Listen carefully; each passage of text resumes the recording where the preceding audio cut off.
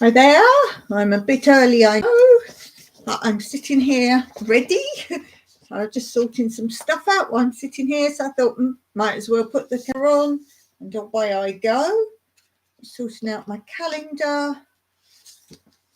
Do is print off monthly and then write in things and cross off the day so I don't lose what day I'm on.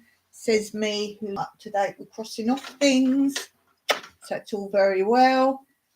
Let's see, where am I up to? What day is it? It must be Monday today. Oh, I'm way behind crossing days off. Yep, so I'm up to date on that. I can go back up on the wall. I just clip it. I've got a windowsill like with slidey windows, and I just clip a clip onto it, and the window still goes by. So that's done.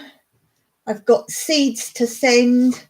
I've got the envelope and card ready to put the seeds in. This is for Tony Rad. I'll try and get that done tomorrow, get the seeds sorted. I don't know what seed she wants, so I'm going to just send a mixture. And yes, it will be covered in sellotape. I've said before, I have to take the packets. They're all my seeds that I've grown, and I put them in little pouches, and I sellotape each one on because we can't be having seeds moving around there. Hey, Blue, just talk about doing Tony's seeds, the next seeds I've got to do. So I'll probably do that tomorrow. That's why that's on my desk, so I don't forget. And then I've already decided who's going to be the recipient next month. So I've got that on my calendar. And if you want to know if you've won the seeds, you have to go on my community post. I do not do it on my lives or in a video unless a person just happens to be on. I say, oh, there might be a message for you in my community post occasionally. So if you want to know if you're the recipient of the seeds next month, go on my community post either on the first day of the next month or a couple of days after if I'm busy, depending on what day the first falls on.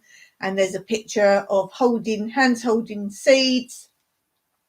And it says who I've chosen from my community to get the seeds. Blue did a fantastic video. It's I think she's just called it Mail Call. And she did a fantastic video showing her, she showed the seeds that she'd received. I loved that, Blue. I really did. And the first thing you said was the carob. I knew you really wanted the carob ones. Oh, carob! So I loved that. That was a delightful video. If you want, Blue, you can put the link to that video up if you're not on your phone. And then people can see that video because I'm sure they'd love to see that and see what sort of seeds they could possibly get from me. I do say if anyone wants particular ones, do let me know because I have trees, not many flowers. So if you say flowers, you're not going to get many seeds. I don't really grow flowers, but trees and vegetables. They're awesome. I'm truly appreciative. It's nice to see what occurs. I am. And that's what I love, to see how my seeds grow, how they do all around the world, particularly someone like yourself who is pretty awesome at growing on the whole. So there are some seeds I gave you several of just in case one of the trees doesn't take. So yeah, give me a sec. I've got my face wrapped around a veggie sandwich. Oh dear, that's funny. That is funny. So I haven't gone through my page from my last live where I said I must do this, must do that, and must check out channels I haven't looked at. I did manage to visit 3 lives today, so I'm very pleased with that. Very pleased with that. So do drop me a comment if I haven't been on your channel for some time because I can't remember everybody. Finally stopped long enough to have breakfast. Oh yeah, of course. What are you? 5:30, 4:30, 3:30, Blue, 3:30 at Blue's house. But I did contact Amy Dale in Colorado. if you remember, I was talking about this colouring book she had for Christmas. Very awesome colouring book. If you want adult colouring with a big difference, I've tried to explain it many times. It's like a circle within a circle within a circle. So very thin circles. And I think it's got breaks around those circles, so you know what to colour what thing, and you can only see the circles. When you finish colouring it in, the book she's got is Disney Villains. That's what she said. And I wanted to know where she got it from and how much it was. I can't order it, unfortunately, because she said it's from Amazon, and Amazon do not deliver to Cyprus and many other countries. But I'm going to share the information because you might well like it. If you're into colouring with a difference, adult colouring, you'll like it. Where did I write it down? It's called Disney Villains, and then it's also called Spiroglyphics, and it's on Amazon for $14. Shall I type that in for you? Because if you want it, I would recommend it. And I'll also put her channel name so you can check it up. It's the Dale Tribe. I haven't actually got the link to that actual video. And then the book is Disney Villains dash Spiroglyphics. And it's on Amazon, Amazon, and it's, do I have a dollar sign? Oh gosh, I've done something odd. Oh no, it's come up euro. Dollar, no, I can't do a dollar sign. Yes, I can. $14. So if you want that, as I say, if you're into adult colouring, I would highly recommend that. What's Blue say? Blue says, finally stopped long enough to have breakfast. Yup, forgot to have a drink until 10 a.m. Naughty. But yeah, I recommend that colouring book. Let's get rolling. Let's get rolling straight away because I've got a few topics to do today. Let's start with Sow, Grow, Mow and Ho, Ho, Ho. Let's begin with that. And I was reading you last time about the gooseberries, and when I finished little bits on that from these old gardening books from the 70s, there was a little bit I saw after it about water conservation. And I said, oh, that could be very interesting. So let's have a little read of that and see how it goes. Let's start with English, shall we? Although frequent and adequate watering is essential for successful crops, a great deal can be done both to reduce the need for watering and to make the most of naturally occurring water if it's available. The need for saving water has become increasingly important in recent years. Remember, this is from the 70s, for two main reasons. Firstly, there has been a great increase in both domestic and industrial demands for water. And secondly, in many countries, rainfall has been lower than average. There are 5 important ways in which you can lessen the problem of water shortage in your garden. The first is obvious. You should do everything possible to save as much water as possible, such as rainwater and water from the house. Second, when you apply this water, you should make sure that enough water is retained and conserved in the soil to benefit your crops, but not too much. Third, you should make sure your crops are as strong and healthy as possible so that they can withstand the effects of short periods of drought. Fourth, you can grow crops out of season so they're not in the ground during normally dry periods. This involves using cloches or other protection or choosing winter hardy varieties. Finally, you can reduce the need for water by replacing one crop with another that is more resilient to drought. Oh, there we go. There is Blue's video on her channel, Blue Self-Reliance, of her mail call, and it's a fun video. There was another gift she got as well, so There's someone else you can have a look at there. Yeah, cool, Blue. Fantastic. Great video. Now, for me, obviously, we have a lot of heat here. I would like to say I'm a video channel mostly of growing for nothing, feeding myself for, I wouldn't say nothing because there are things we buy, but feeding myself as much as possible and increasing that year on year. And also how to grow without soil, without digging, and without water, basically. And I would say my best form of growing, I always say, is Hugelkultur, because that retains that moisture. And because you build big heaps, the plant roots aren't sitting in the water, but they're then encouraged to spread their roots and grow bigger roots to reach the water that they can sense further down. So therefore you get stronger plants. And this is why I'm quite against some no-dig concepts that are out there where they show you, but they never show you the resulting crops, just a bit of cardboard, and then they go and buy soil or earth, whatever you like, sprinkle some on top and put plug plants on.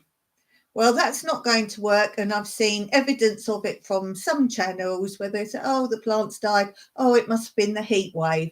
No, it's because, yes, the cardboard will decompose, but not of the rate of growth of that plant, and that plant can't access any moisture other than that thin layer that is going into that cardboard. So therefore they're not getting the strong roots, whereas things such as Hugelkultur, as I say, because you've got that big mound and water stays right in the bottom, it's not sitting at the top rotting the roots. The roots go down, they reach, they find, they spread, they look for that water, and then they're sturdy and strong.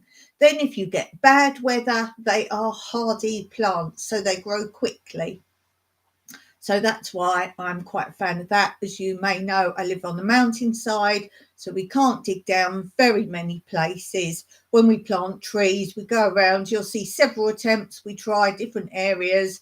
There was a video I showed where one of our volunteers dug down quite a way, then he suddenly hits a mountain, and I actually showed pictures of where the hole was, and then he's moved the hole across because suddenly I showed you this big lump of mountainside.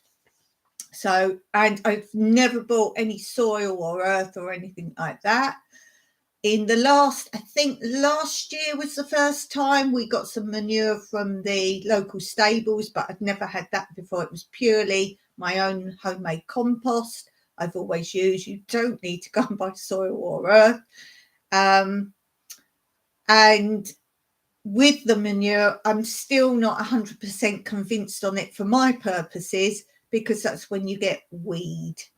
Now, if you do then get some weed in Hugel beds, which you wouldn't get weed if you build them as I show my concept, but if you then add manure, which I did a little bit, I thought, oh, this is supposed to be great. Then I got a few weeds. If you get weeds in your Hugel bed, you can easily pull them out. They're just so simple to pull out. So even that is a better way for that. So they've got here saving water. Our water comes directly or indirectly to us from the form of rain, the indirect fraction being the streams, rivers, and also the underground sources that we do not often consider. If you have no means of saving rainwater, you're wasting a tremendous amount of water that could mean the difference between life and death to your crops during periods of drought and water restrictions. For instance, an area the size of a roof of a small shed or greenhouse receives almost 114 litres, 25 gallons of water for every 2.5 centimetre of rain that falls on it. The best way to collect rainwater is to use bought or improvised containers placed beneath the roof guttering. We don't have guttering. We only have one tiny bit of roof guttering. That is more because of cost, and also here plastic doesn't last very long anyway, so we'd have to be replacing it. That is another big project we want to do, is further water conservation. We do have ways of saving some rainwater, but not enough. Here, because of the heat, you can't leave water areas open because you get mosquitoes and things. So that's something in our future plans to look into. We do save water, and as I say, I don't use water very much. All our indoor water goes out, different drainage to different beds, so we do what we can for now. And I also use the I've said many times, the water bottles that you get in offices. We cut the bottoms off. I use them as cloches, and then they make, in the heat, their own condensation that waters the plants. Bulk containers, so they're talking about rainwater butts. Talking about those, the best types have lids and a tap for easy filling of watering cans. It's also possible to buy or make an overflow pipe and connect this to a second butt, so that if the first one should fill up, the excess water will not be wasted, but run through the overflow pipe to the second butt. If necessary, you can set up a third butt and overflow pipe to catch excess water from the second one. A cheaper alternative is to buy one or more good quality strong plastic dustbins with lids. Large ones can hold 90 litres, 20 gallons of water. So that's their bulk containers. Improvised containers. Clearly, the more containers you have and the larger they are, the more water you can collect. It is here that there is scope for improvising containers, anything that will hold a reasonable amount of water without leakage or contamination. So in a lot of countries, people use IBCs. They don't really use those here. But if you do use those, it's necessary straight away to add black, and it must be black, any form of plastic covering. It must be black. I've seen people use other things, but it must be black. Hey, hi there, Rick. We've been talking a bit today. Just stopping by for a few moments while I take a break. Nice to see you. There's some lovely shorts on Rick's channel of if you like looking at the snow. I've just been on a couple of his videos. Very pretty, as I say, if you're watching from indoors.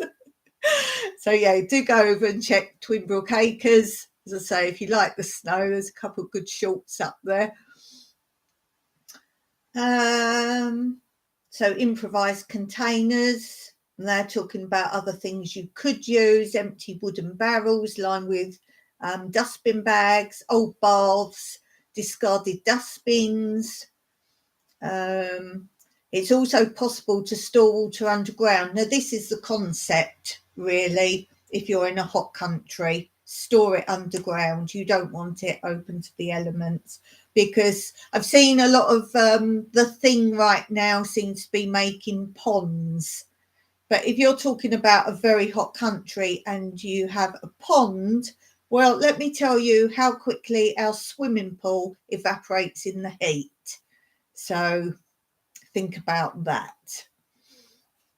Oh, all saying hi. So yes, underground. Many rural areas are being converted to main drainage, leaving redundant cesspools. Although they may be unpleasant to clean, they can be adapted for rainwater storage and may hold up to 500 gallons. Even when emptied of rainwater, they can be used to store second-hand domestic water, so it's worth considering using them as reservoirs before filling them in with rubble and grassing over the top.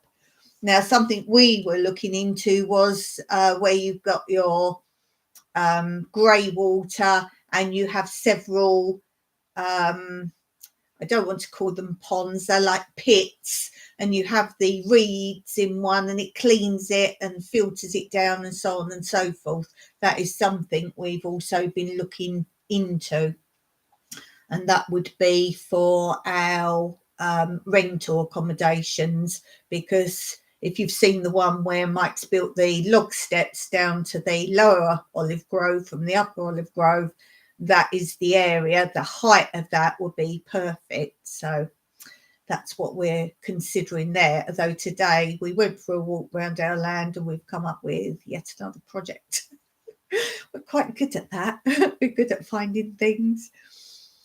It's a good idea to keep the converted cesspool covered when you are not taking water out of it. The best method of filling it is to allow the rainwater that falls on the house or shed roof to run along guttering and down a pipe which leads to the reservoir. It's important to keep it covered for obvious reasons of safety. Make sure children can't remove the coverings and fall in, and also to prevent algae or mosquitoes from contaminating the water. The other sources of natural water, both underground and surface, are largely a matter of geography, but their mention is worthwhile for anyone lucky enough to have them close at hand. Natural spring, that's how we get our water. We have a natural spring, we have, it's not on our land, and we have a borehole that goes down to it. The borehole, we use the generator to pump water up to a tank on our roof, or we can divert it to our great big water storage, whatever you want to call it. It's a massive thing. People make them into swimming pools, whereas would be a full-size swimming pool. That's how big our one is. A proper one you could swim in, not like a little square one. So it goes to there. The big water container is what waters our garden. The one that goes to our roof is for the house. And then you have we've got a solar panel on the roof that heats it, so we have hot and cold water in the house. So that's how we get our water. So yes, we're very lucky to have that. So we don't have a water bill, but we have to pay diesel for the generator to pump that water up.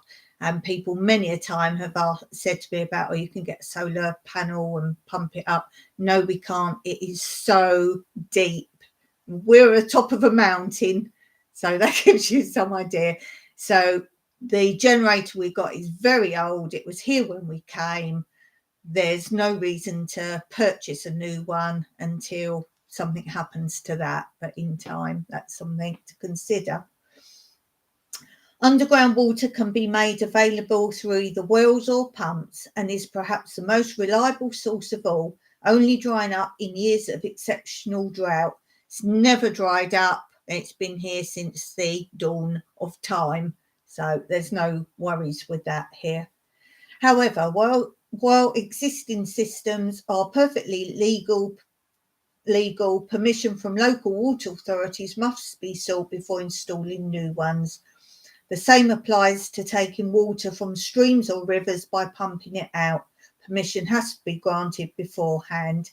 Now, I know particularly in Portugal, because I've got friends there that have told me, so many people have moved into central Portugal, particularly. That's kind of an area a lot of the Brits particularly went to if they wanted to do homesteady type living or off-grid living. A lot of van lifers have communicated that have all gone there now.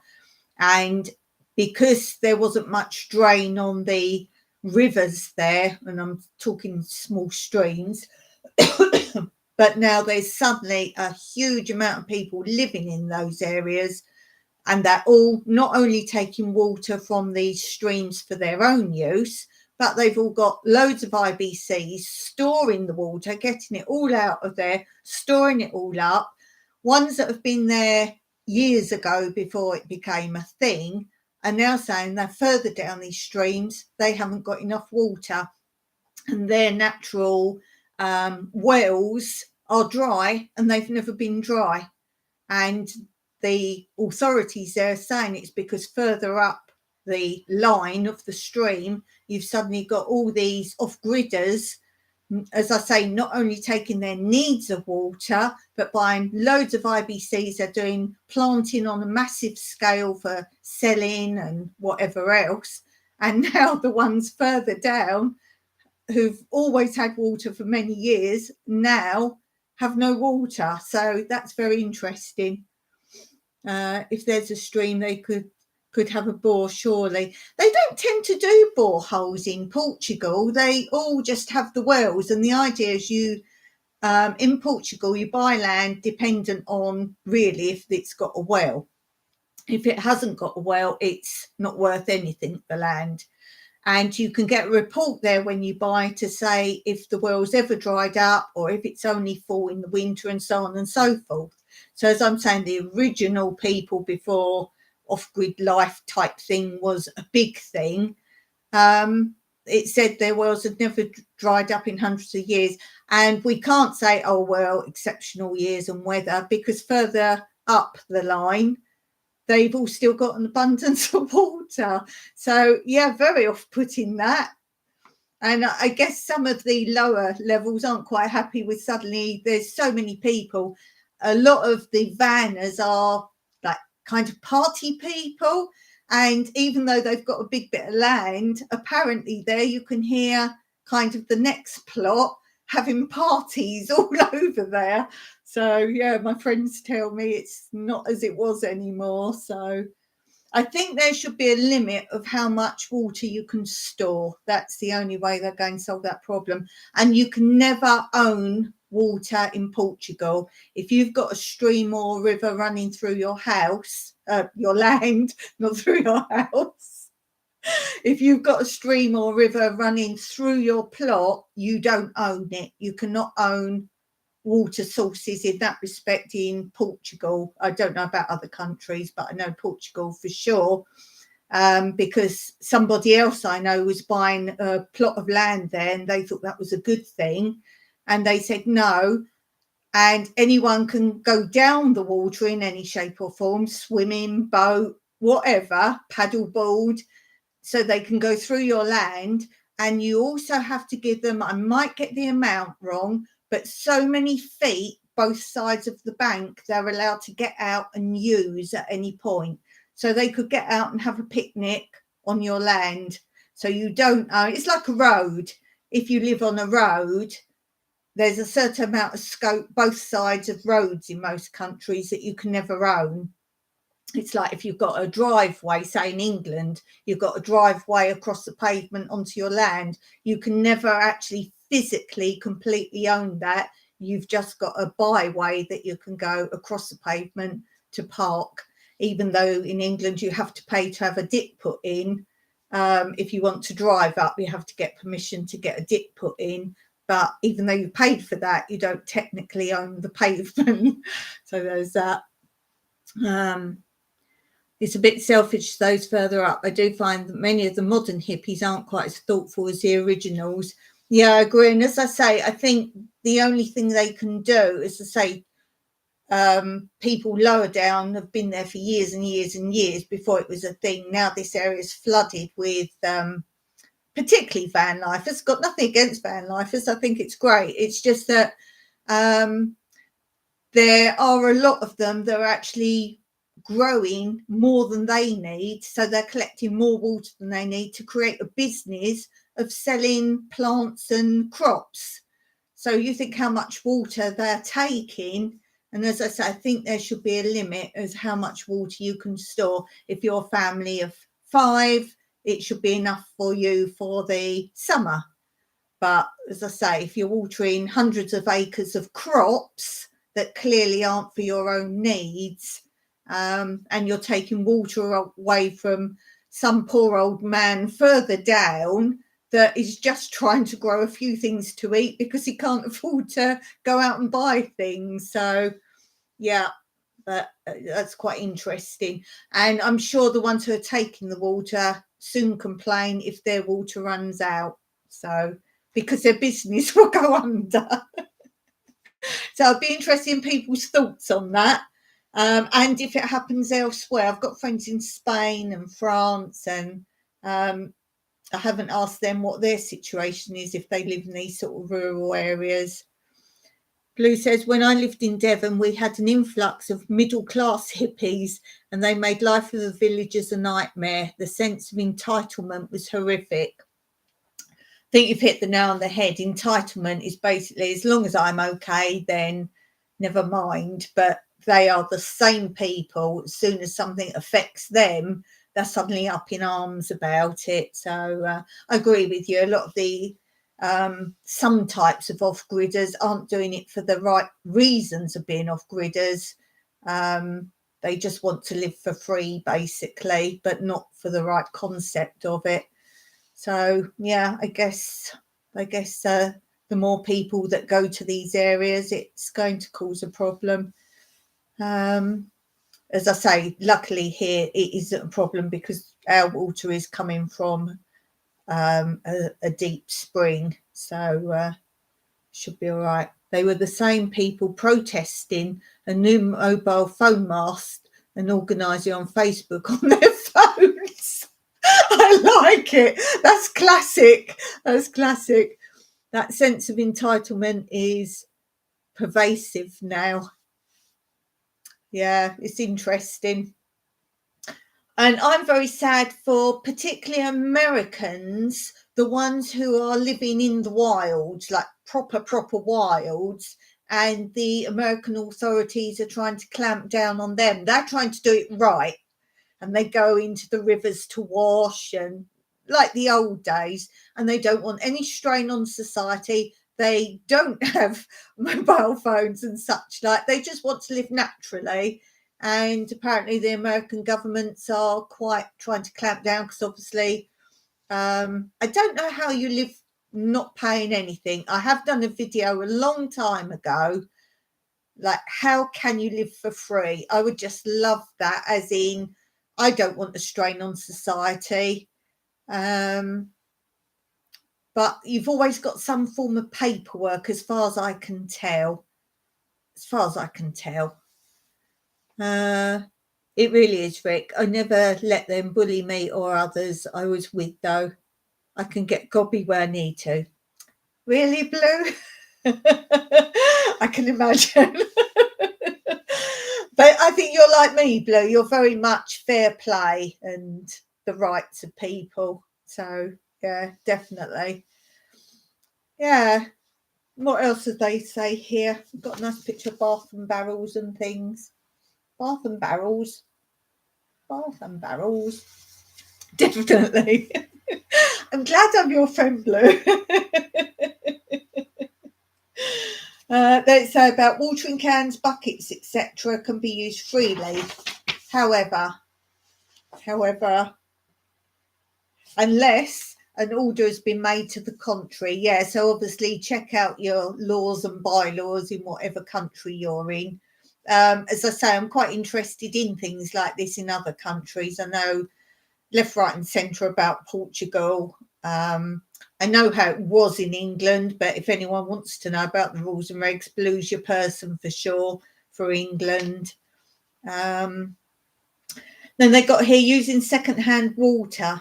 In addition to using rainwater, you can save many hundreds of gallons of water a year by using second-hand water, such as that used for baths, washing up and in washing machines. Yeah, obviously do watch what products you're using to wash with, etc.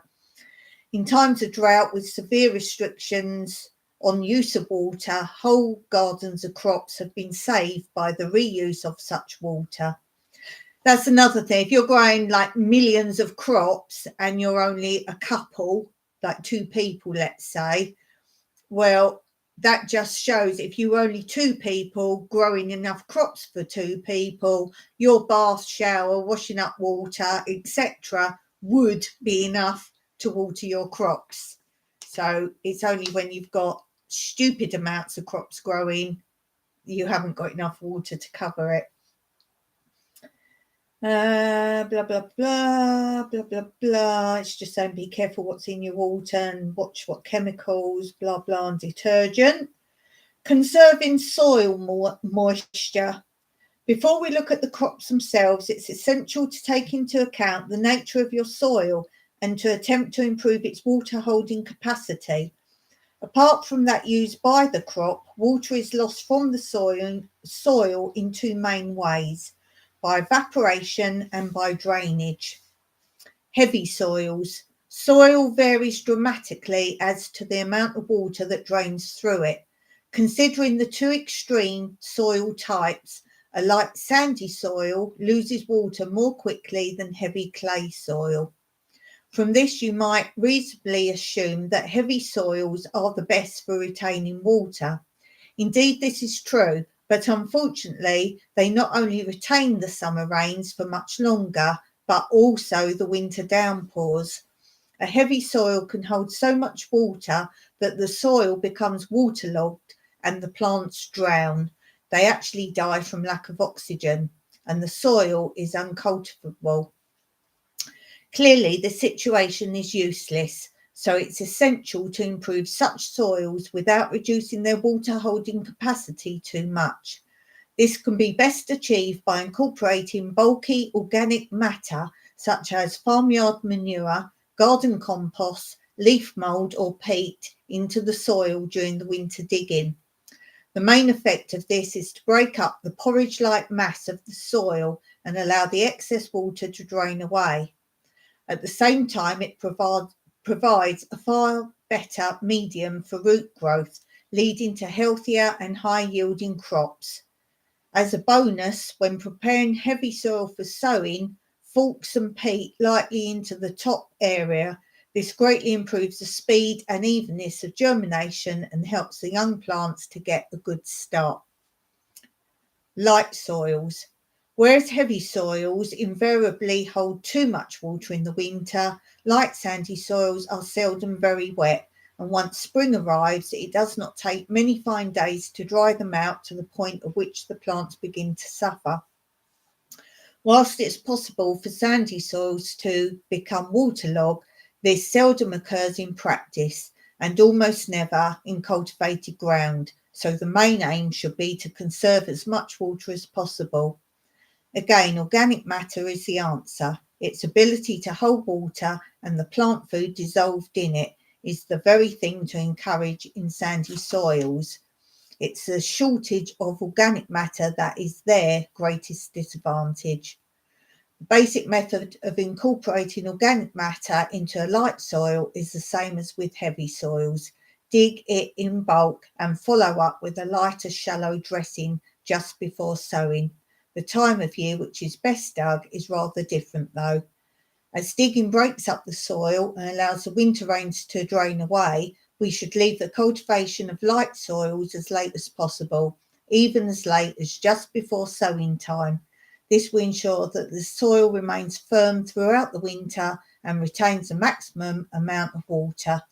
In addition to the late digging, it is best if the organic matter is in a less decomposed state than that applied to heavy soils, as it will then remain longer in the soil and thus hold more water.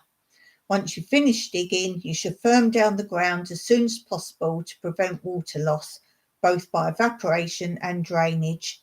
This should be the rule whenever any type of cultivation is carried out on light soils, be it digging, hoeing, raking, sowing or planting. Always tread the land down firmly when you've finished. Water break. And then mulching. I like mulching. I do mulching. I grow my nuts in mulch. You put them in there like over winter, leave them in mulchy, and then you take them out in the spring. They should have a little shoot, and then I do my nut trees. Mulching. Although different soils need different treatment to make them hold enough water, there is one important method of helping all soils retain moisture during the dry period. This is mulching. Originally from the word mulch, referred to as a surface layer of organic matter spread over the soil to a depth of about 5 centimetres or more. But nowadays the term has been extended to include the laying down of any material, including man-made materials such as polythene sheeting. The main function of a mulch is to act as a blanket in preventing evaporation of water from the soil beneath it. It does, however, have other functions in that it warms up the soil and also suppresses the growth of weeds, and in the case of organic mulches, provides the crops with food. When using organic matter for mulching, though, the layer must be at least 5 centimetres, 2 inches thick. Anything less will not only allow seedlings to penetrate, but will in fact encourage them by providing warmth and plant food. And then you've got organic mulches. One important thing to bear in mind about mulching is the state of the soil when you apply the mulch. Because the mulch acts so efficiently as a covering to the soil to prevent water evaporation, it also prevents water from reaching the soil. It is for this reason you should never apply a mulch to a dry soil. Either wait till after it rains or water the soil thoroughly beforehand. Lou's interested about nuts. That's interesting about the nuts. I use sand and a closed bucket. Yeah, that works too. I've seen a lot of people do that. I just use mulch because it's available. And just get loads of leaves. I make my own mulch all the time. Sometimes I shred lots of paper. I've got a box here full of paper ready to shred. So I use that. I get soaky wet in a bucket. Add leaves. I just throw everything in there and just make a nice mulch. Fair enough. Best to use what you have. Yes. I'd have to go down the beach and collect sand. Mind you, Mike's got some building sand, but then I don't think he wants me to take that. But yeah, sand works really well. If I had it spare, I would probably use it. I'm listening. That's nice. I'm organising my shelves. Oh, I've got stuff here.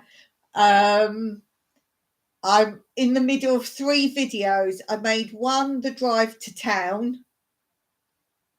The second one is what I bought, which I've edited today. So that'll be up next, what I actually bought in town. Ooh. Rick actually had a clue of one of the things I bought today. We were messaging. Yes, so that would be the next video. And then the third video is using one of the things I bought.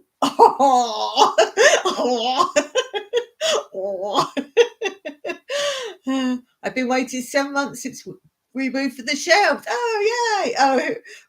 Oh, Twin Brook Acres says, I'm listening to working on income tax return while listening. I couldn't do that at the same time. Wow, you're clever. Yeah. I have a new toy arriving tomorrow. Oh, go keep an eye on your videos. Can't wait to see the new tool. Yeah, it's a tool. It's a mega tool. It's a power tool. My first ever power tool. Yay! Can you guess? What sort of power tool would Dawn have? Bear in mind, Mike's got literally every sort of tool possible, almost, I would say, that he needs. Yes. Is it a chainsaw? Can you imagine me with my problems and a chainsaw and actually talk about a chainsaw in there? He's not a chainsaw. No, not a chainsaw. I do talk about chainsaws and why I could never have one. Well, I just said no, not a chainsaw. Even those little mini ones. I can't remember whose channel it was, but they said, oh, why don't you get one of those little chainsaws? I'm like, really? It would be awesome. Yes, chainsaw. Tractor with a backhoe. You know I'm not allowed to drive, don't you? We use a tractor, not on our land. It's too big. Sometimes you might have seen videos where Mike drives a tractor. It belongs to the stables. And when we've got manure from there, Mike brings the tractor up. And during lockdown now, we weren't using our car. And Mike used to walk down the stables to help out down there. And he said, take the tractor, like company vehicle, take the tractor. But it was like really cold because it was like winter time. And Mike said he was colder being quicker on the tractor. All right, it doesn't go fast, but it's quicker than walking. And he said he was colder there than actually walking further, like longer time. So he carried on walking. I bought a small electric chainsaw for my wife. It's very handy. I'm not saying anything else. I'm not saying anything. You'll have to wait and see. But I bought more stuff. There's several stuff I bought, but this one particular thing. Yay, my first ever power tool.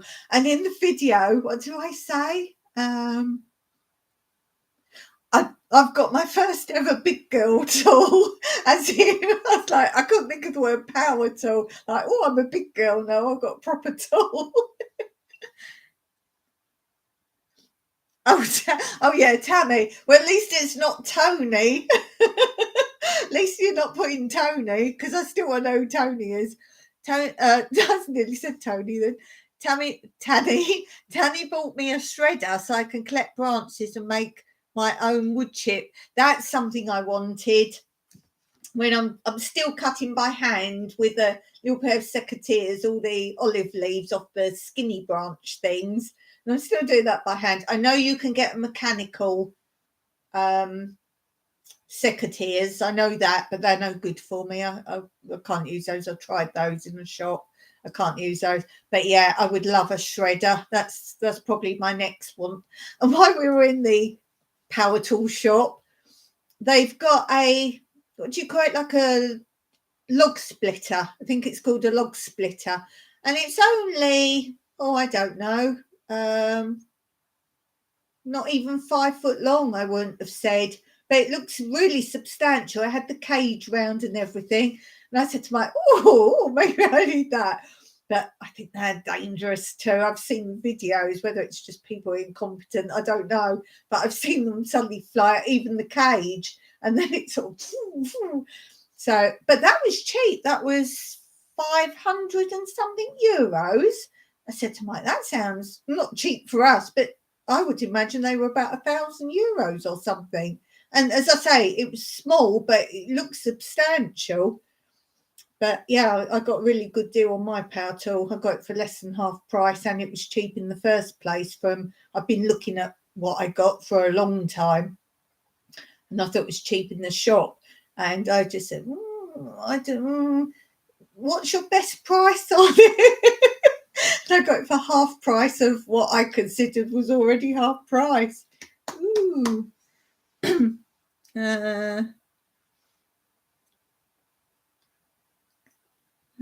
Yeah, wood chip, yeah. Yeah, Tanny bought me a shredder so I can collect branches and make my own wood chip for the other out the front. Oh, for the other, right, for the path out the front. I get it now. I just reread it.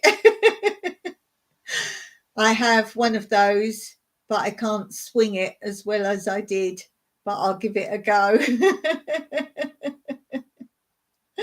Yeah, it's like the machine, and you put the log on the end. It's like a conveyor belt. It goes along, and then it goes, and it gets split. They look really cool. I don't think I really need that particularly. Don't really. Chipper. The chipper would be good. Chipper would be great. Chipper would be good. Yeah, so they were talking about mulch, and then they're talking about black plastic as mulch. Black plastic sheeting has been used increasingly as a mulch in recent years, especially with potatoes and strawberries. It's extremely efficient at preventing evaporation from the soil, and is an effective weed suppressant, provided that it is black, clear polythene and will act like a greenhouse. Mulching potatoes with black plastic sheeting also saves you having to earth up the rows. Although yields are not always as high as when the potatoes are grown by the conventional method, this can be overcome by planting them rather close together than usual. And for me, I did, I think, was it last year or the year before, an experiment of growing potatoes in every method I could think of. I did some in a big tub. I did some in the ground. I did some Ruth Stout method. I did some Hugel method. I did all sorts of methods. I think there was about 7 different ways I did them.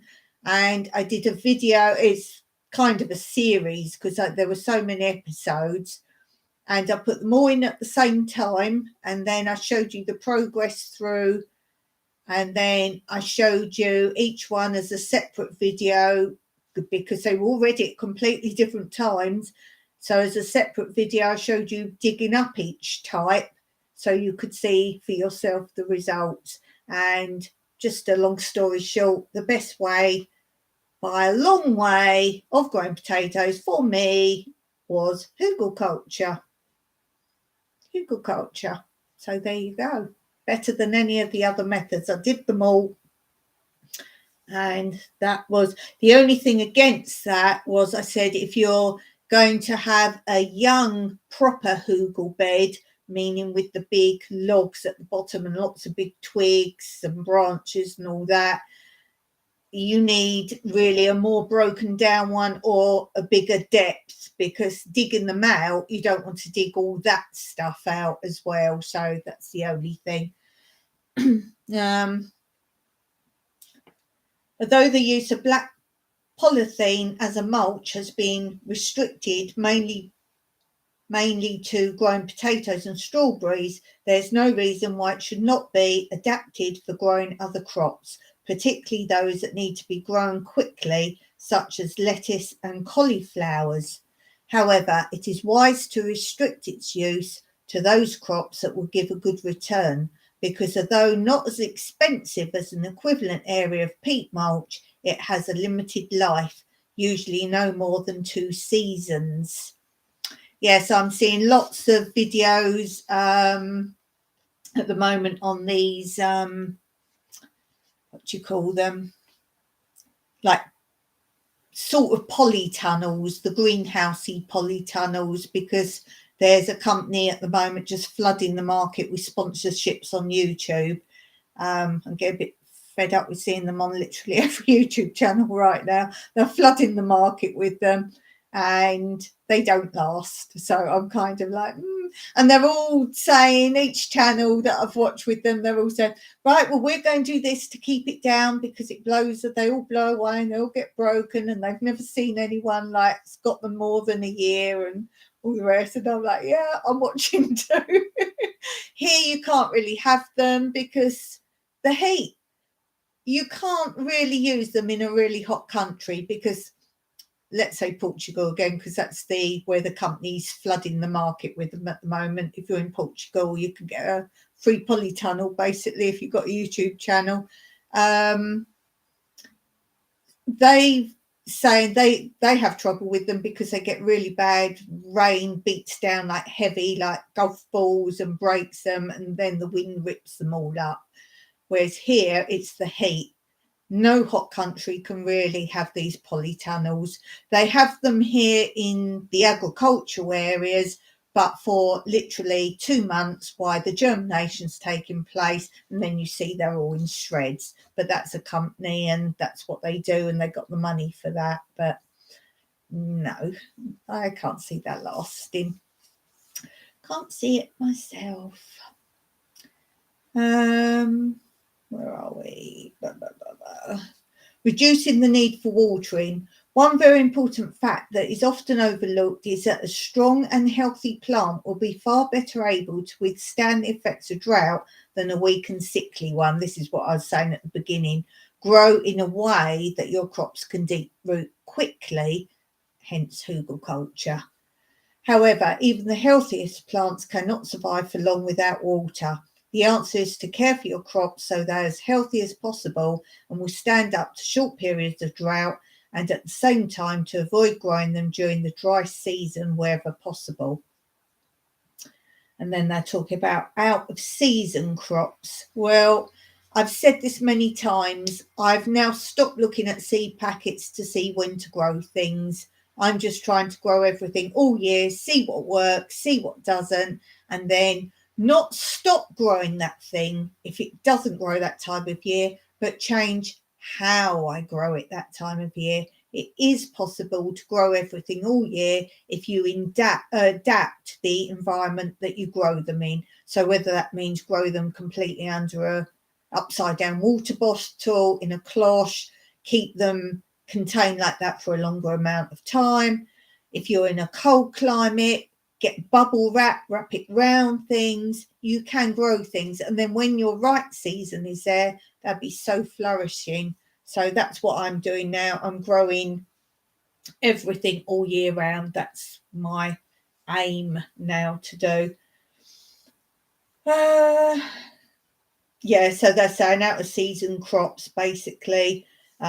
You don't have to adapt when you grow them, but how you grow them. Use cloches, polythene tunnels, or other form of protection. So that's basically what they're saying on that. With a little ingenuity and careful planning, a greenhouse can be used for raising vegetable seedlings for planting out later on, as well as growing tomatoes, cucumbers, and other typical greenhouse crops. You should be able to then grow crops at least a month earlier than normal, I'd say, and later. There's an additional benefit that the plants will pass the critical early stages of their lives in the favourable conditions within, say, a greenhouse. It's essential to remember to harden off the seedlings gradually to an outdoor conditions before planting them out. You can use heated frames, cold frames, cloches, polythene tunnels, etc.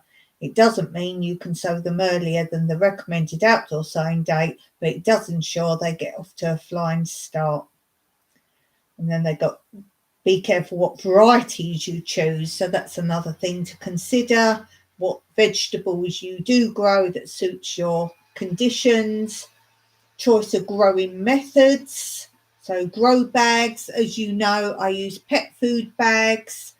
I just use a pet food bag. Initially, I used to turn them inside out, but for a long time I haven't, because I found the couple that I'd forgot to turn inside out or couldn't be bothered, whatever way it was, grew better.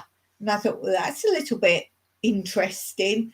And then I tried to experiment a bit more, and sure enough, the ones I kept the right way, as you got the pet food bags, grew better. And I'm assuming there's some like residual of some form of protein or something in there that was sort of mixing in a bit. So I just keep them the right way. When I first grew in them, I used to put them flat and use a hole puncher to make the air holes. But for a good couple of years now, I haven't made holes in any growing bags that I use. So I use any plastic bags I've got for growing bags. We've now get given from the stables lots of big plastic sacks. We grow in those. I also store my pine cones in those, where I go collecting pine cones around my property, and I fold them over so they're dry for the winter. But you can grow in those. And down the stables, they have the great big pet food bags for the horses stuff, and they've got big dogs there as well. So I cut those down and use those. I don't make any holes in bags anymore, because again, that's retaining the water. So as long as you don't overwater things, you don't need holes in bags that you're growing in. So you'll need less water. Just don't overwater them, and do be careful if you leave them out and you get torrential rain, they will get flooded. So either have them under cover or be aware of your weather conditions and try not to let them get over wet. That's the only thing, because it will then hold the water. But if you're in a dry area particularly, then don't make holes in pet food bags or any bags, freezer bags, when you buy your peas, or if you buy things like that, anything you buy for your freezer. If it's a plastic bag, you can use it. And I had a laugh one time that I think it was when I was trying to grow beans, and I had a freezer bag of beans. And I said, oh, this is pre-labelled now. I'm planting beans in here and the bag said beans. So you could do that. That's a really clever way of labelling. But then if you're growing things you probably haven't got freezer bags of those vegetables. So yeah, different growing methods, retaining water, saving water as much as you can. So yeah, I hope that was of some interest. It certainly got me talking. Sometimes leads to discussion, some of these things. And as I say, these are old books of Mike's mum. There's a whole series, and I might share some more. As I say, they're from the 70s. Some things are a bit dubious, some things are good ideas that we might not think of, and so on and so forth. So let's go on to ABCs. Awesome badges, channel shout outs. ABCs, awesome badges, channel shout outs. Well, I got mail. I got my first ever and only Christmas card from a YouTuber. I'm like, wow, I've never even thought about that before. Wow. And it's from the awesome Andale Homestead. Yay. And inside, I have actually added this onto my video that I've done. That inside, I'm going to share it because I share my stickers with you. You've got a sticker. She's got a new sticker, look. New sticker. There's the lovely Anne Dale. You got one from Anne as well. She's such a lovely woman. That must have cost her a fortune. She's sending out cards. And then she sent me this one as well. Did you get the sticker as well? This one, which is a magnet.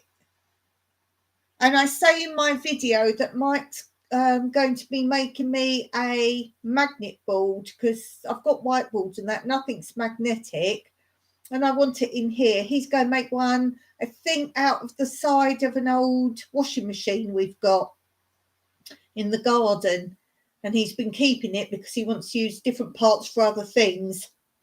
And I thought maybe I could do one here.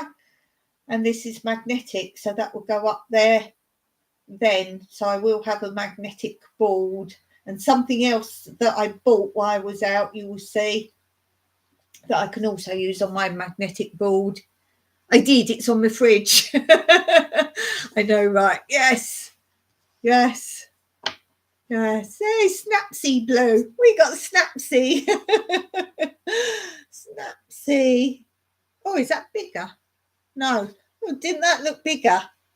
There's an illusion for you. Does this one look bigger?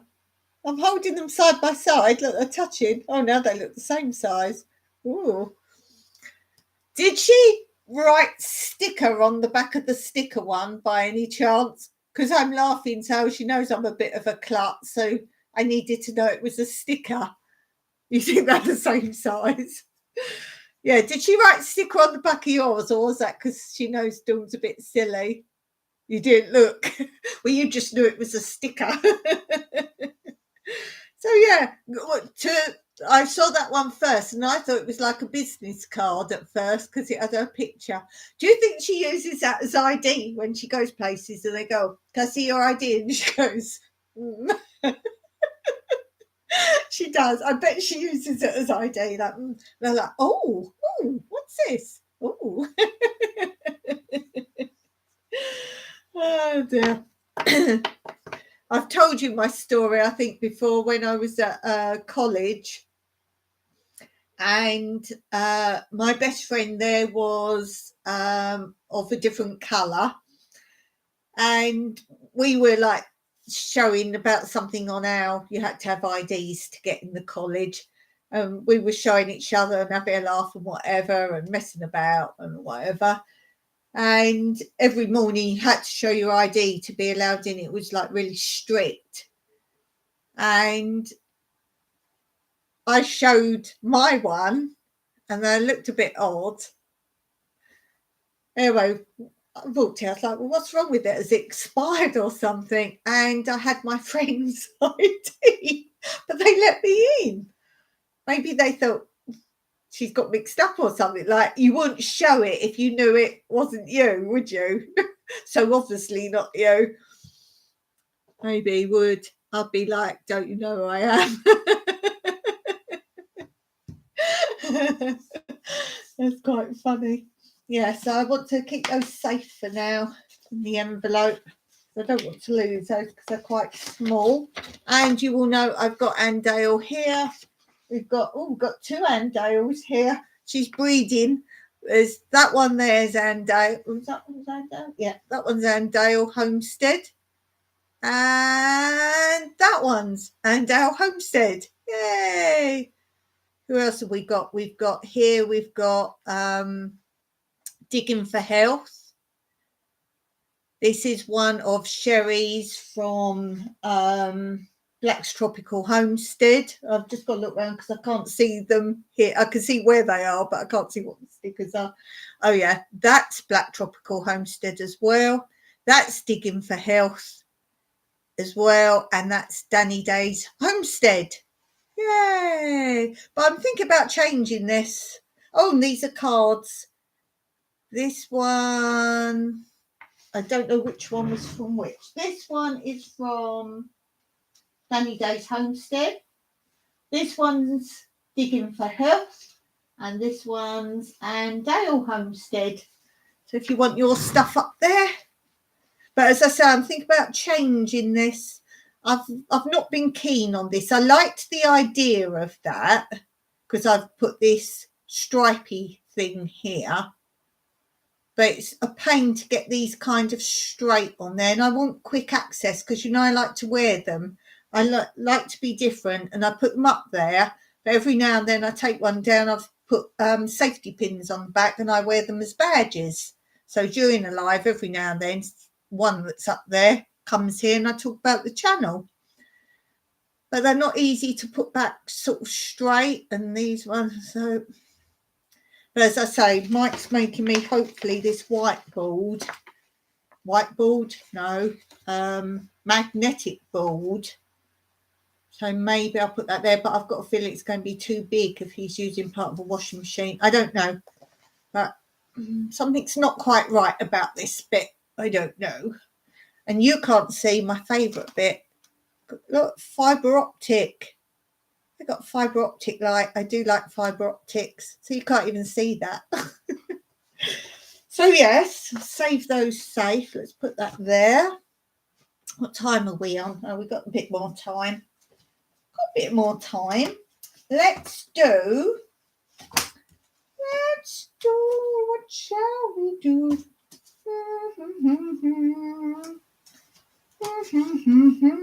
Oh, let's talk about him. Ooh, who are we talking about? Let's talk about him. So let's do pastimes.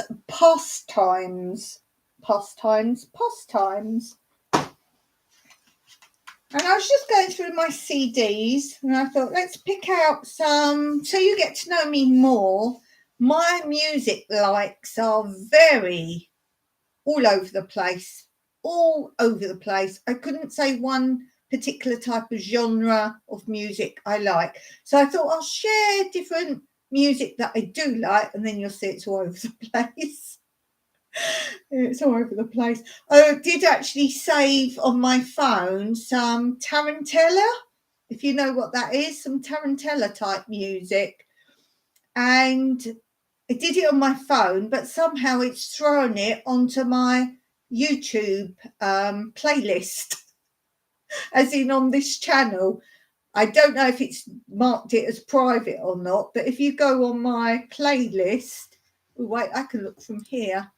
If you go on my playlist, there's tarantella now. Let me see. Let me bring up my channel. And then you'll see what tarantella is if you could get in it. Put my channel up. Oh, I'm live. I'm live. It always tells me I'm live. I have to go into my channel. No, I shouldn't. Let's see what you can see. So playlist. Did it come up as a playlist? Yeah. Oh, right. I've got some Paso Doble. I've got some tango. Yeah. It doesn't say it's locked. No, you can go on. There's an odd file for some reason with 1 in it, but there's also one with 12 tunes on. So there's, if you want to know what tarantella is, I've got playlists which was meant to be on my private channel. I know you can lock them. I know you can, but I'm not bothered. You could go listen to some tarantella music now. Oh, Blue Sound About there, don't you know who I am? You have to be hoity about it, like proper hoity. I say hoity-toity. Hoity-toity. Do the Americans know what we're talking about? Hoity-toity. Rick says, so I need to go. Oh, that's cool. I've been on the telephone for a while. I need to make another call. See ya. Nice to see you, Rick. Really appreciate you coming as always. Love you. Yeah, so I thought I'd share some of my likes. Now, this is someone I really like. I went to Malta and didn't realise he was on tour in Malta. But I couldn't get tickets because it was like literally the next day or something. Oh, yes, we know. Oh, you know what hoity-toity is. Thanks for answering that. We can always rely on Rick to keep us informed of what the Americans know. Thanks for that. I'm always curious. So it's Elton John. I love his music. He's one of very few people I like literally everything he does. Every single track. I'll read some out in a minute. And I've also got this one. This was a much later one. CD. And I got this one because I don't know if you know his track, The Emperor's New Clothes.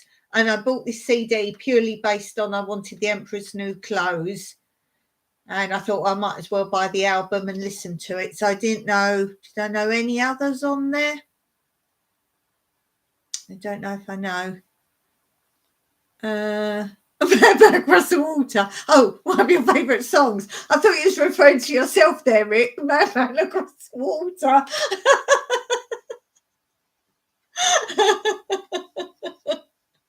So from the first one, I like this because it's kind of a roundup of a lot of his songs.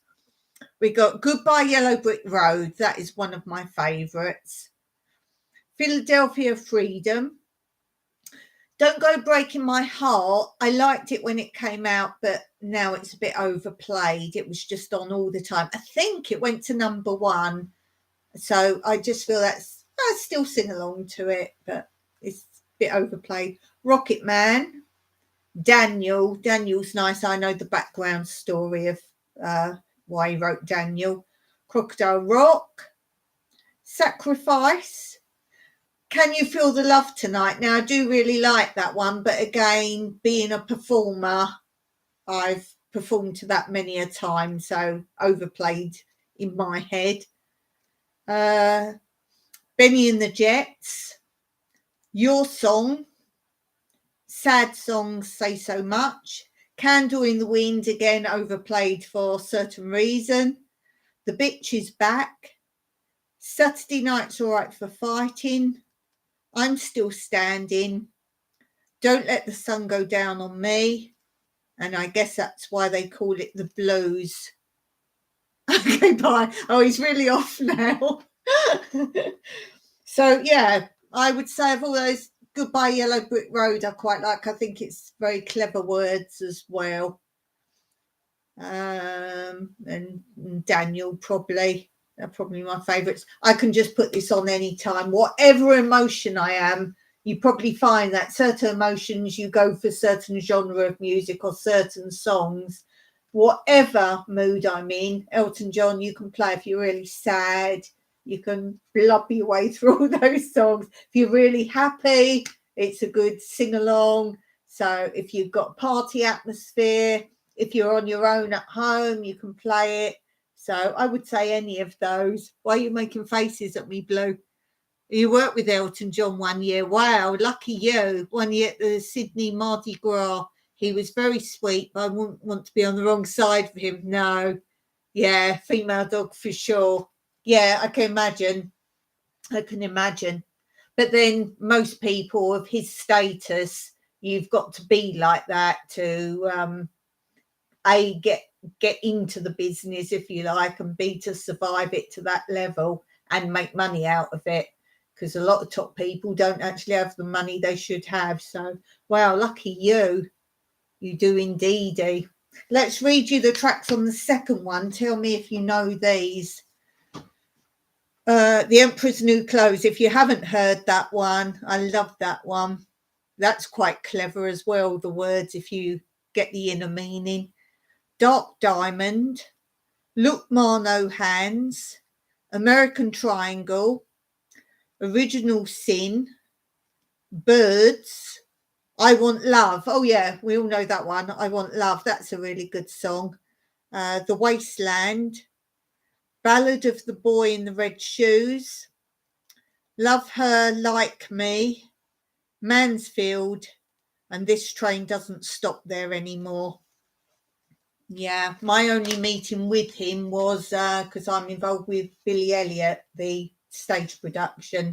So obviously I met him on the like the preview night. Wasn't first night, it's preview night, where you have all the people who are involved go and watch it.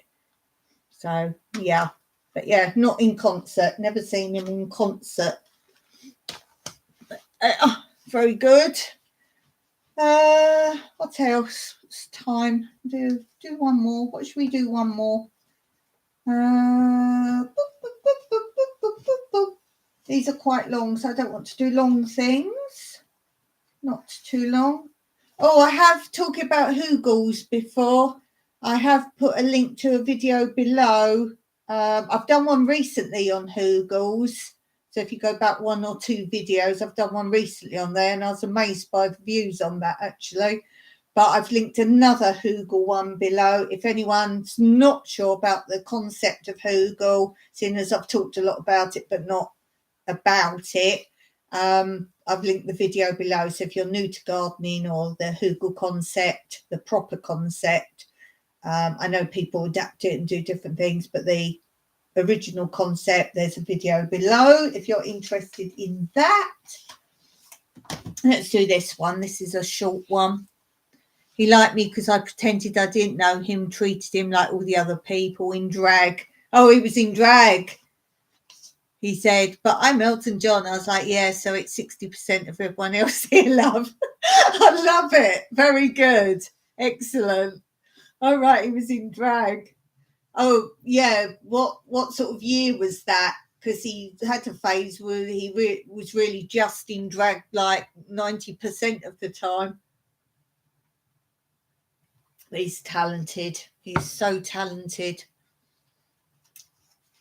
So talented.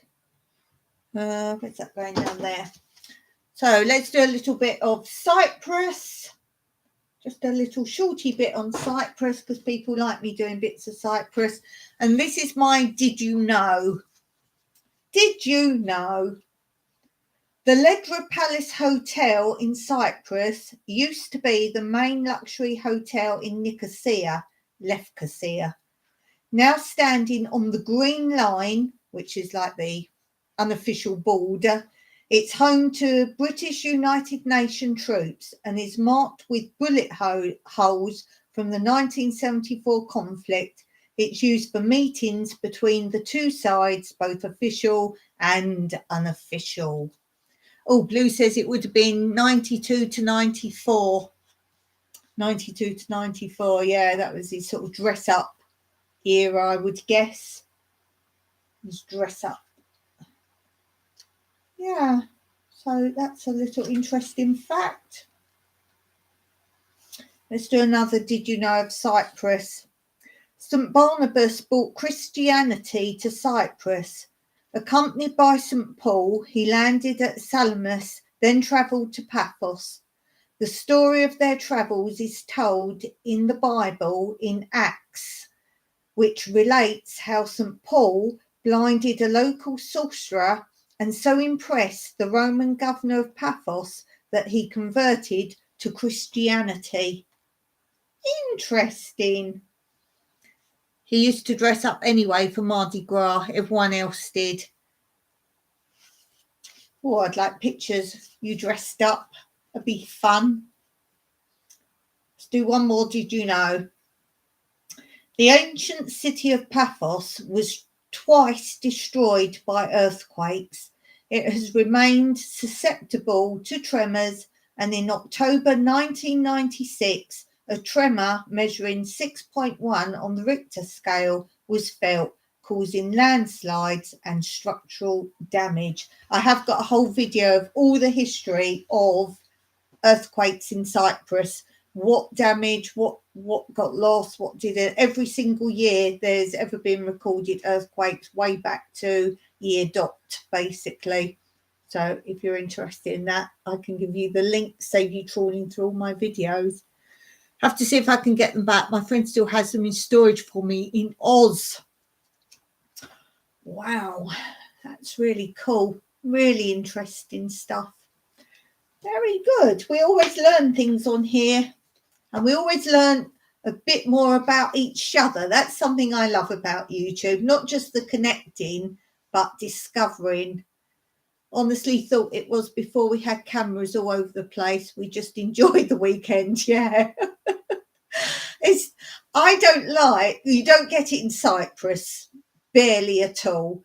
But when you see like on videos and other YouTubers and whatever, and you see them in restaurants and all they're doing is taking a photo of what they eat, filming this, filming each other. There's no looking in the eye of people anymore.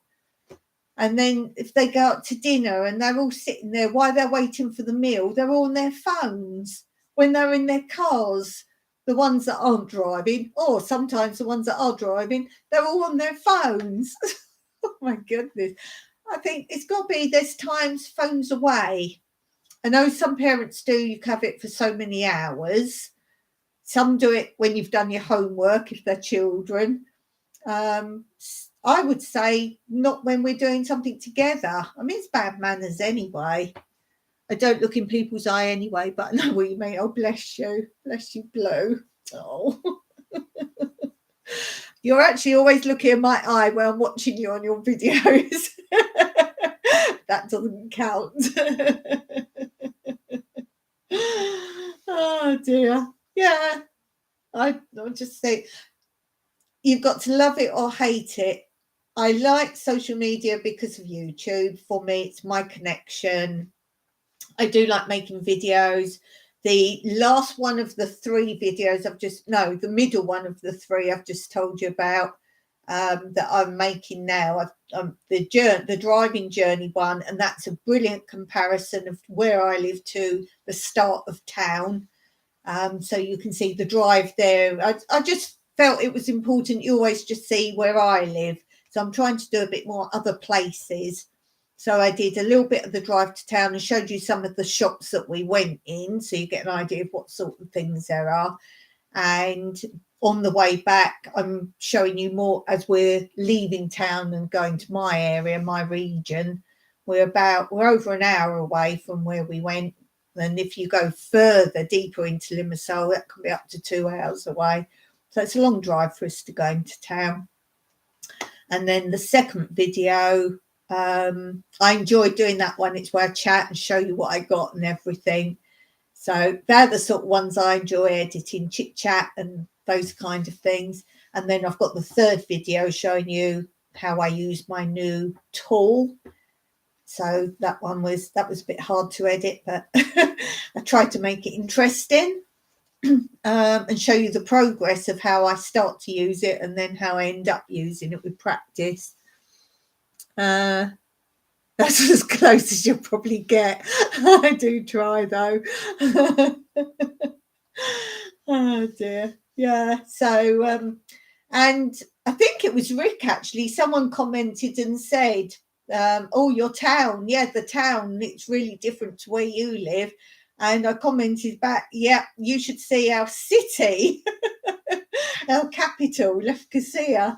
It's like, or Nicosia, some people know it as. It's like, yeah, that's like high rise. And although there are flats and things in Limassol, and there's also like these I don't know what you call them, architectural type towers. They're all funny shapes and that. We've got those in Limassol because there's massive business here from all over the world.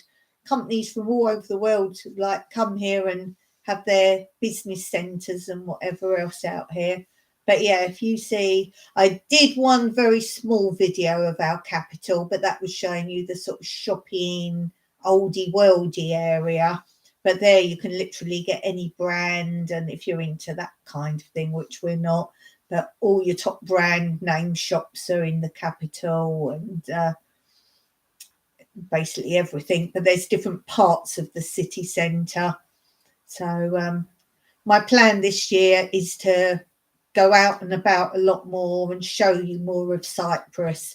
So whether that be historical places or different cities, different towns, maybe some castles we'll go to, beaches. I haven't really shown you much of our beaches. So I want to go to our nearest ones first to show you yet again how different just all the nearest beaches are to me. So some are what we call local beaches, where you'll be very hard to find a tourist there because it's like a secret beach. And then you've got like the tourist beach with 3 restaurants on the beach, and so on and so forth. So it'd be nice. I might even do a series of beaches and you can see comparisons. It's like when we have our volunteers here and they say, oh, well, where can we go for a beach? And we're like, well, what sort of beach do you want? They went, oh, the nearest. We're like, well, we've got loads of right near us, but different coves and things. And yeah, I've done amphitheatre before. I've shown you one of our amphitheatres. I've showed you Limassol, part of the beach. Now, Limassol is massive. So you can't say Limassol beach. There's like miles and miles and miles of, again, different sorts of beaches and so on and so forth. But yeah, that's my aim really for YouTube this year. Not much of a task, but I need to go out. And now Mike's barely helping down the stables now because he's finished building the stable block, which was his main thing he was doing there. He was building the stables for them. That's finished now. So he just goes down on Monday just so the guy who owns the stables can have a day off, because obviously he works weekends, the stable guy. So Mike said, oh, I'll do you a favour. I'll come down Monday morning and do everything that needs doing. And the guy said, really? And Mike said, yeah, you've been really good to us and helped us out and whatever else. So he said, no, I'll still come and do Monday mornings and do everything. You can have Monday off. And then we go back and feed. We feed every night except for Thursday and the weekends. We just go down. It only takes us 10 minutes. We drive down there and we just have to, we don't give hay in the evening. We just give well, not to eat, but food in a bucket for every horse. So that takes us like 10 minutes. We don't, as I say, we don't give them hay in the evening. They just have hay in the mornings. So every night, or Monday, Tuesday, Wednesday, Friday, we go down and do that. I don't do Monday and Wednesday because I'm setting up YouTube when he goes down. And then Mike goes down now Thursday morning. Yeah, Thursday morning. And he just feeds and does the hay. Just because Thursday, apart from weekends, is the stable guy's biggest day for lessons. And because we live so near it, and the guy who owns it lives in Limassol, and Mike said, well, if I still do the food and that early, he gets up early and goes. And then he said, by the time all your pupils come for their horse riding lessons, the horses have digested pretty much the food. So that's what he does. So yeah, not down there as much now. I have got another update on the baby horses coming up. If you remember, there were 2 baby horses born there. One of them Mike found born. So he's got a little soft spot for that horse and to show you how they're getting on. So that's coming up soon. I don't know if that will be on this channel or my other channel.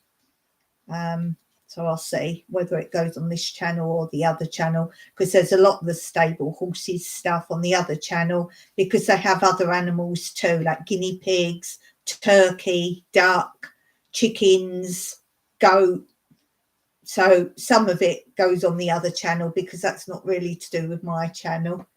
Love to see more of where I live. Yeah, you've just seen so much of my scenery and right here, so I want to go other places a little bit more.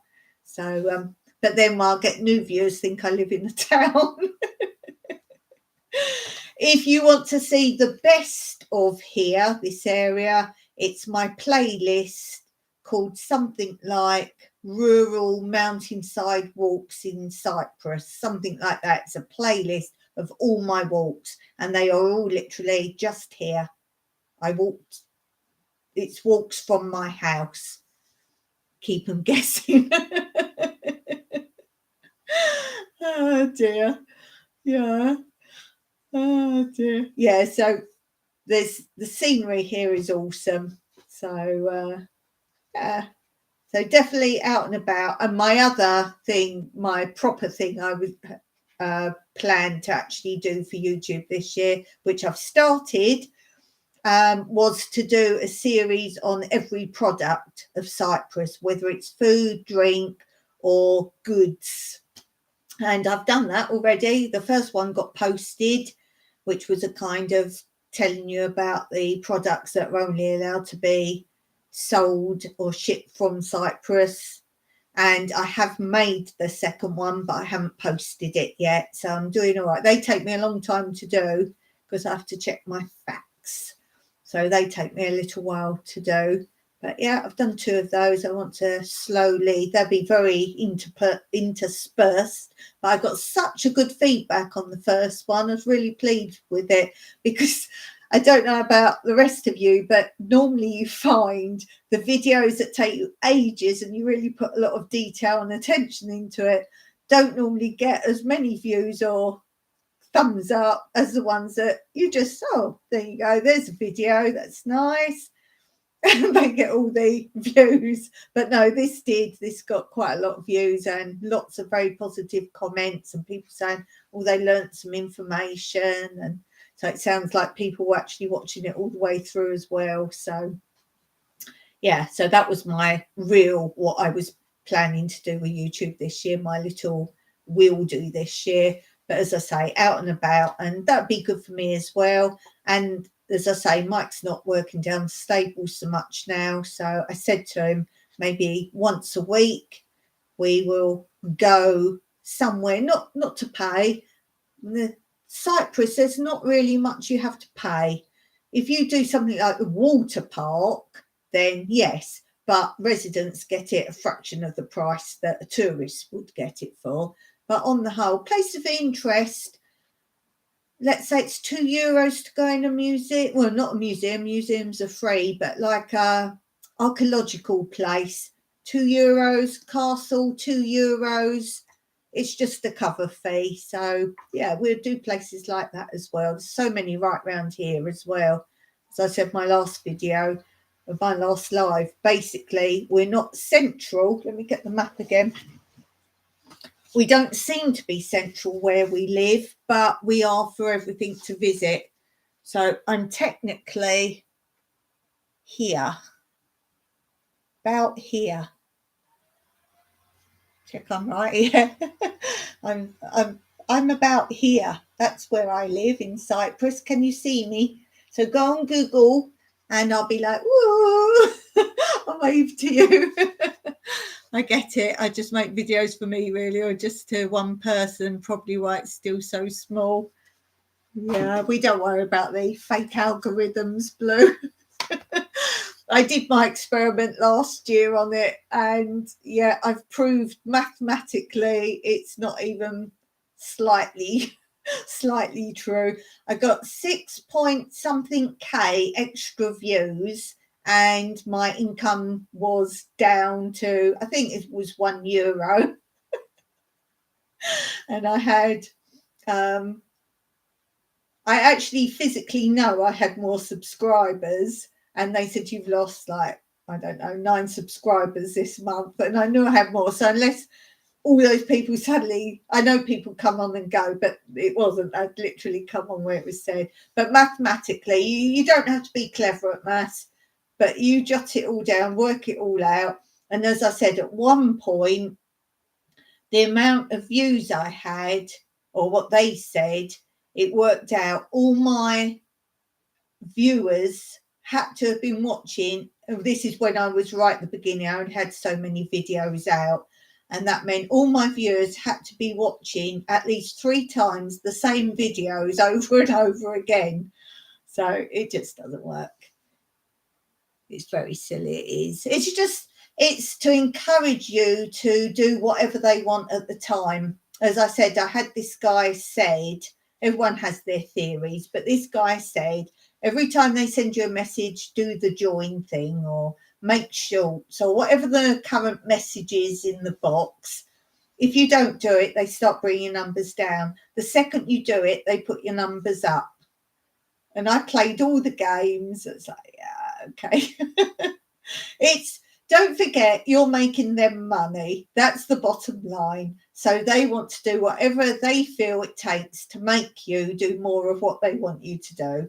So, I mean, Mike's channel, he barely puts a video out. He's got better feedback from YouTube than I have, that's constantly putting videos out.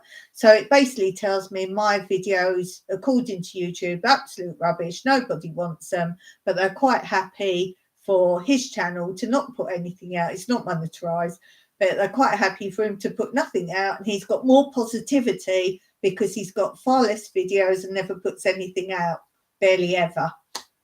So yeah, basically don't bother. That's the answer.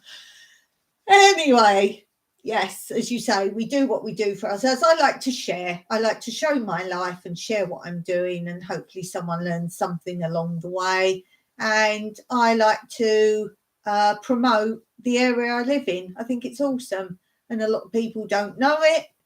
And I like to show how I really do live for nothing, but without intentionally doing that. And it's just the way I live. Anyway, we'll leave it there for today. I've had fun again. Thanks for being here. And as always, till next time, see you on Wednesday. Worky.